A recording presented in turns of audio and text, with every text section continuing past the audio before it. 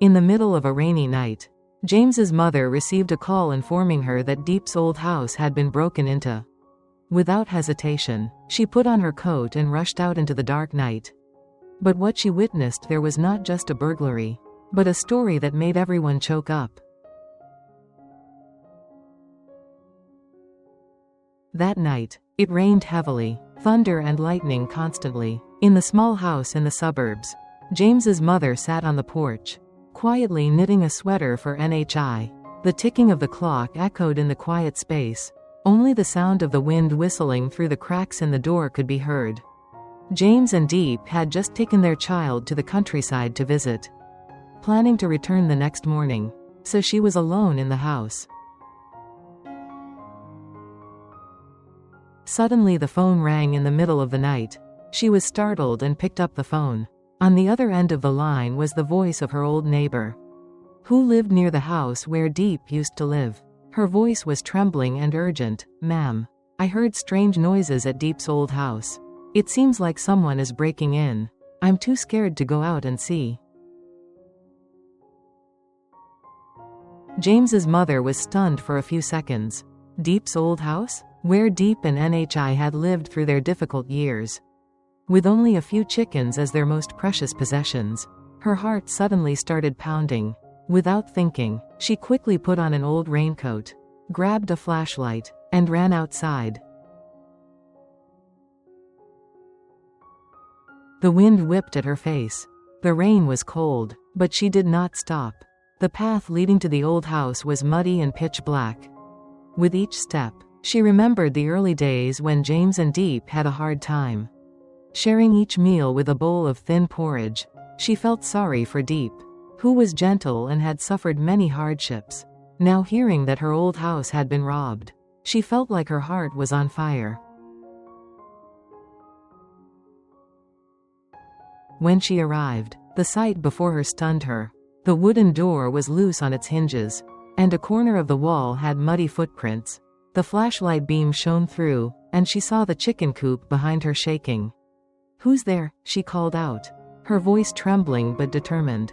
No one answered. There was only a faint rustling sound. She slowly approached, holding a bamboo stick against the wall. When the light reached her, she saw a figure crouching down, holding a hen. "Stop!" she shouted. The figure turned around in surprise, then ran away into the back garden. James's mother followed, stepping on the mud, falling down, but still getting up to continue chasing. "Stop! I said stop!" she shouted amid the rain. The figure slipped and fell, the chickens flying away. She quickly grabbed his wrist, the flashlight beam illuminating his young face, a boy of about 18. His eyes filled with fear. "Whose son are you?" she gasped. The young man bowed his head. "I am the son of Mrs. Han at the village entrance." James's mother suddenly remembered, the widowed woman, so poor that she could not afford medicine. "Why did you do that?" she asked, her voice stern. He trembled. "My mother has been sick for several days. There is nothing left to eat at home. I just wanted to catch a chicken to cook porridge for her. I don't want to steal." "You know," she said slowly, "this house used to be where a woman lived alone with her small child. They were hungry and miserable, but they never took even one egg from anyone else. Poverty is not scary. It's scary to lose your self-respect." The young man bowed his head. His voice choked. "I'm sorry. I just think my mother is about to die." She sighed, then said softly, "Okay. Come with me. Tonight I will cook porridge for you and bring it back to your mother. But tomorrow morning, you have to come back here, clean the chicken coop, and fix the door, okay?" He looked up, tears streaming down his face. "I promise." James's mother nodded, then walked home in the rainy night. The flashlight flickered. Two figures walked silently. The rain seemed to gradually subside, leaving behind the smell of warm earth and the breath of kindness.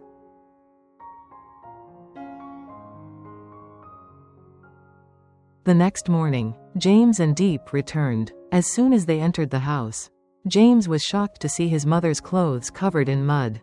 "Where did you go last night?" he worried. She just smiled. "I went to help a lost person find himself again."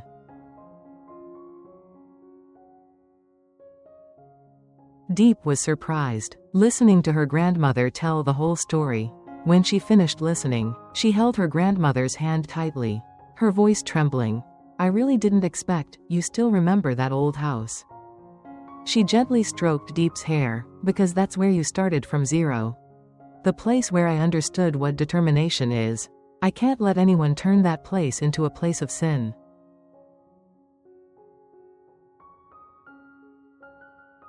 At that moment, a knock sounded on the door. The young man from last night was standing outside, holding a bunch of wild vegetables and a bunch of bananas.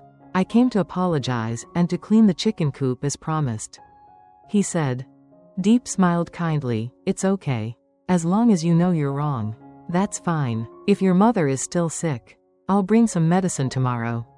He bowed his head emotionally. I thank everyone." That afternoon, the sky cleared after the rain. A golden light covered the small garden where the rooster crowed. James's mother sat on the porch, looking into the distance. James sat next to her and said softly, "Mom, I'm so proud of you. Not everyone chooses to forgive like you." She smiled. "If you want others to be better, sometimes you have to give them a chance. Like you and Diep, we were both given a chance to start over." James held his mother's hand. His eyes filled with emotion. NHI ran out of the house and hugged her legs. "Grandma, next time someone is hungry, let's feed them too." Her innocent words made everyone laugh. In the evening, the family reunion dinner was very simple: a few vegetable dishes, a bowl of hot porridge, a plate of braised fish. But everyone found it unusually delicious. In the middle of the meal, James's mother slowly said, "A small act can save someone from falling into sin. Kindness does not make us lose, but it brings peace to our hearts." James nodded. "That's right. Mom always taught me, when people make mistakes, don't be quick to judge. Ask why they did it." She looked at him, her voice warm. "No one is born wanting to do bad things.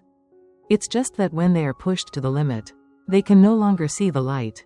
If we reach out in time, we can save a life."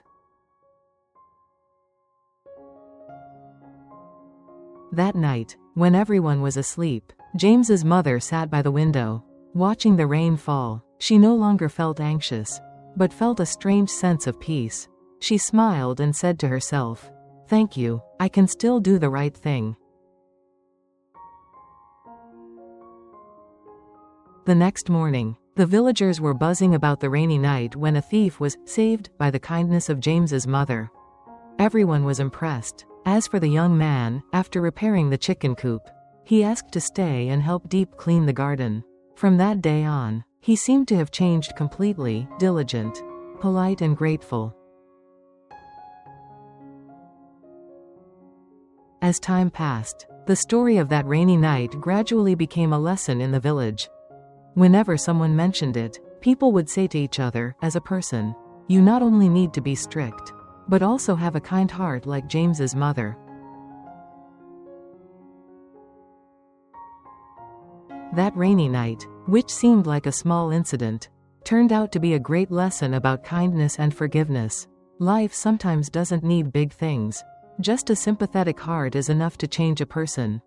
If you believe that goodness always wins over all evil, please leave a comment and subscribe to the channel to help me spread touching stories about humanity. Sparkling heart.